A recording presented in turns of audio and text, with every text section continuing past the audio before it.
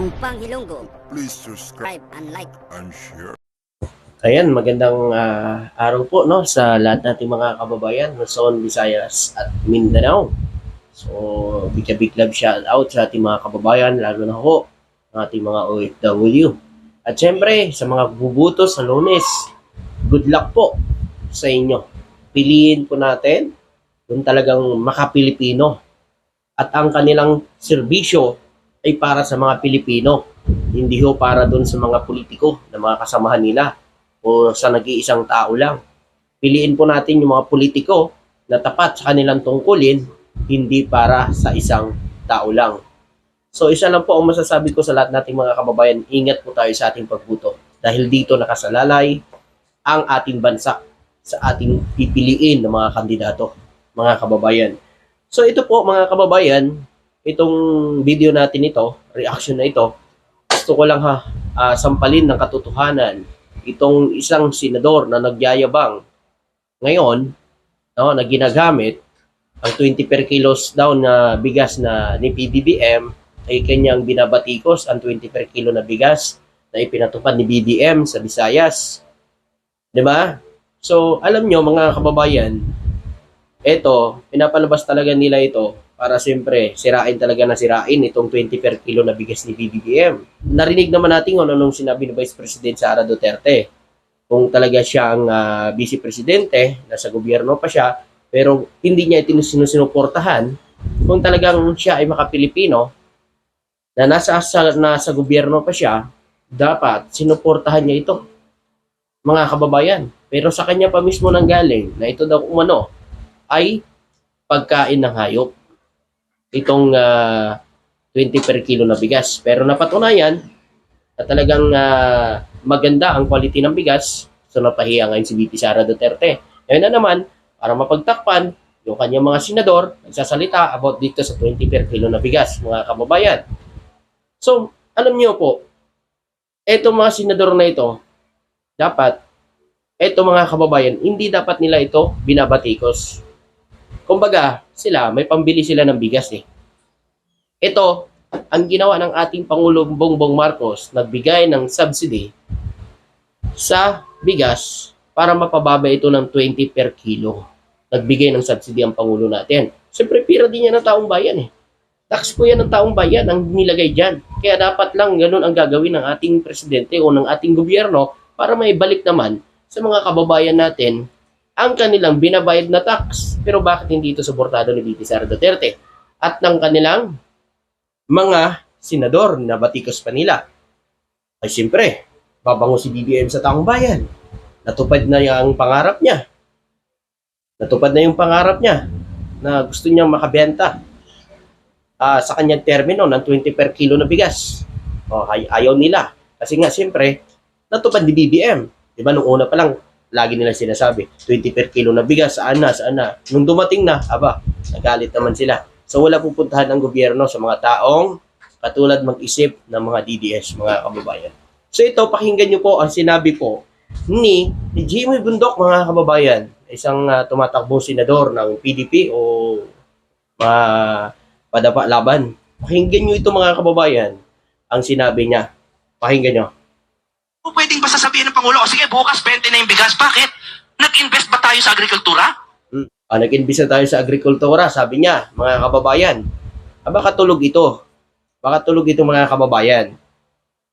Nakikita naman natin sa mga ginagawa ni BBM para sa ating mga magsasaka. Diba?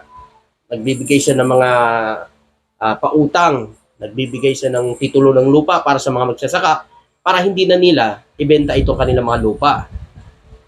Yung ibabayad ho nila dun sa lupa nila, dagdag na nila gastusin sa kanilang mga sinasaka o mga pagbili ng abono, binhe. So doon na nila ilalaan ang kanilang ibang babayad sa lupa kasi binayaran na ng gobyerno. Nagbibigay pa si BBM ng mga abono at binhe. Kasi si BBM, alam niya kung paano matutulungan ng mga magsasaka at kung paano tumaas ang ani ng ating mga magsasaka. Hindi kasi ninyo alam yan kasi puro kayo batikos. Nung panahon nyo, pinabayaan yung mga magsasaka. Pinagbebenta na lang ang kanilang lupa kasi walang suporta sa gobyerno. Ngayon na sinusuporta ni BBM, sasabihin yung ganyan. Paano minadjik ni BBM ang 20 per kilo na bigas? Sinasabi niyo magic. Maraming proseso sa BBM. Kaya umabot ng 3 taon bago niya napababa ang presyo ng bigas. Kasi alam naman natin, bago mo po sa BBM, sobrang taas na po ng presyo ng bigas. Daanan tayo ng mga kalamidad. Pag po dyan bilang presidente, maraming problema ang bansa. Marami pa siyang ginagawa. Diba? Marami siyang ginawa para maiayos itong bansa natin.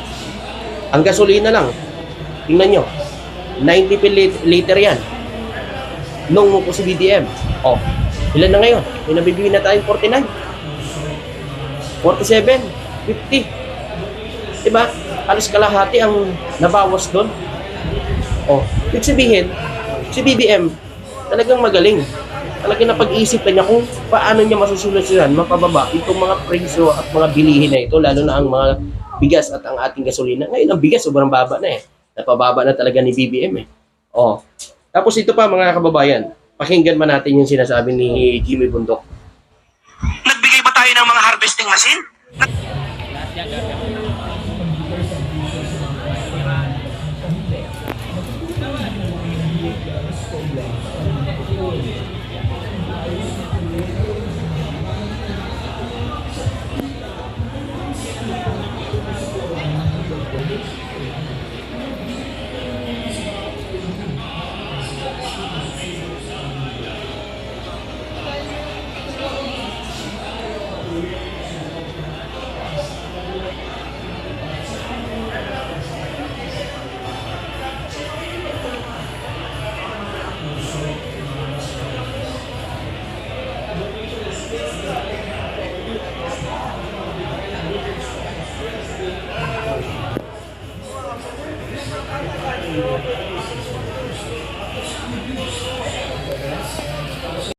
Ayan, nandyan po ako mismo sa araw na yan, doon sa Cavite, sa pagbabahagi ng Pangulo, harvester, traktor, abono, binhe, makinarya para sa ating mga mangingista. So nagawa ba yan nila dati? Kasi sinatanong mo, sinasabi mo, nagbigay ba daw ng harvester? Ano ka ba, bulag? Ano ka ba, bingi? Ano yun? Alam nyo, hindi nyo kayang lutuhin ang taong bayan dahil nakikita na ng taong bayan ang nagagawa ng presidente ngayon. Oh, sasabihin niya, harvester daw, nagbigay daw si BBM. Ano tawag mo dun? Nagbigay si BBM, halos pinupuntahan niya pag nagbibigay siya ng mga titulo ng lupa, may harvester siya na binibigay. Meron siyang binibigay ng mga traktor, abono, binhi, mga pala para sa pagsasaka, pambubukal ng lupa. Ano ang tawag mo dun? Jimmy Bundok. 'Di ba? Tuloy natin. Tayo ng makinarya? Inayos ba natin ang irigasyon? Irigasyon. Oh, hindi ba? Hindi ba inayos ni BBM ang irigasyon? Oh, solar power irrigation. Nagbigay pa si BBM niyan sa mga magsasaka. Hindi mo lang kasi nakikita kasi alam mo kung bakit. Kasi kapag dating sa mga DDS, pikit ang mata, may takip ang tainga, kahit nakikita na harap-harapan, pikit pa rin sila sa katotohanan. Kasi ayaw nila eh. Gusto nila sila lang magaling. Gusto nila sila lang ang titingalain ng mga Pilipino na wala naman talagang nagawa sa bansa. Sila ang gusto nilang tingalain ng mga Pilipino. Paano sila titingalain ng mga Pilipino? Paano? Yung minumura ang Diyos? Yung pumatay ng kapwa Pilipino? Yung sinasabi nilang mga adik daw ang pinapatay? Bakit walang due process? Bakit hindi nila binigyan ng pagkakataon na magbago ang tao? Bakit hindi nilang hinuli at kinulong? Tuloy natin yung sinasabi ni Jimmy Bundok. Hindi, di ba? Paano nagmura? Alam nyo kung paano nagmura? Kasi ayuda din yan. Ayuda. Walang problema yan. Subsidy yan. Pera ng taong bayan yan. Tax ng taong bayan yan. Oh. Alam nyo mga kababayan, itong mga tao na ito, sila, Ginawa nila dati yan, nagbigay din sila ng ayuda. Ngayon na ginagawa ngayon ng gobyerno, nagagalit sila. Bakit? Dahil ba maganda at talagang sincere ang pagtulong ng gobyerno ngayon kaysa noon? Kasi dati ano lang ginagawa mga kababayan? Ha? Pili lang ang binibigyan ng ayuda noon? Oh. Alam nyo, mga kababayan, magising kayo. Kasi alam nyo kung bakit? Itong ginagawa nila ngayon ay hindi ho maganda para sa bayan natin. Hindi sila makapilipino. Kasi ang 20 per kilo na bigas, hindi ho para yan sa mga politiko, kundi para ho sa mga Pilipino na hikaw sa buhay. Hindi ho para sa kanila kahit gaano pa kalaki. Ang presyo ng bigas, kaya nilang bumili. E paano tayong mga Pilipino niyan? Paano tayo? Diba? Na tayo ay laking bagay sa atin yung 20 per kilo na bigas na yan.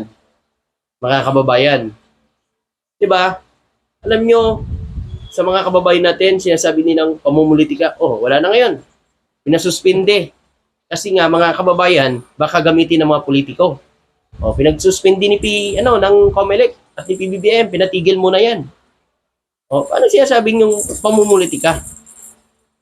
Alam nyo, pag may magandang nagagawa si BBM at may nangyayaring masama sa mga Duterte, sabihin nila kagad, pamumulitika. Narrative. Kumbaga yan ang narrative nila para imulat sa tao. Kahit mali ng ginagawa nila, sasabihin lang nila, pamumulitika yan eh. Tingnan nyo nga yung kapatid ni VP Sara Duterte, si Pulong. Oh, sabi daw nila, pamumulitika. Parang edited pa daw ang video. May kita nyo naman CCTV yun. May edit mo ba yun, mga kababayan? Kalokohan. O, tuloy natin sinasabi ni Jimmy Bundok. Ayuda din yan. Pambubudol po na naman yan. Wow! Ang bubudol na naman daw. Eh, kayo nga, wala kayong ginawa eh. Kundi manira ng manira eh.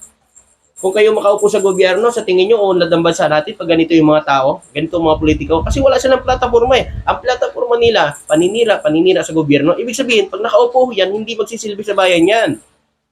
Hindi ho magsisilbi sa bayan. Alam nyo yung gagawin nila yan.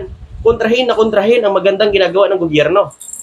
Kontrahin si BBM. O paano unlad ang bansa natin yan? Kung ganun ang mga politiko katulad nito. Diba? Kasi kukontrahin nila si BBM eh. Kakalabanin nila kahit maganda ang ginagawa ni BBM, sa kanila masama pa rin eh. Diba? Ang 20 per kilo na bigas, hindi sa kanila yan. Para sa taong bayan yan, hindi sa inyo, ng mga politiko. Kaya huwag kayong ganyan sa taong bayan. Kung ayaw nyo bumili ng mga DDLS, walang problema. May mga tao tayo nangangailangan. At talagang hikaw sa buhay, malaking bagay para sa kanila yan. Hindi para sa inyo, na reklamador. Yun po, maraming salamat at magandang araw. Thank you.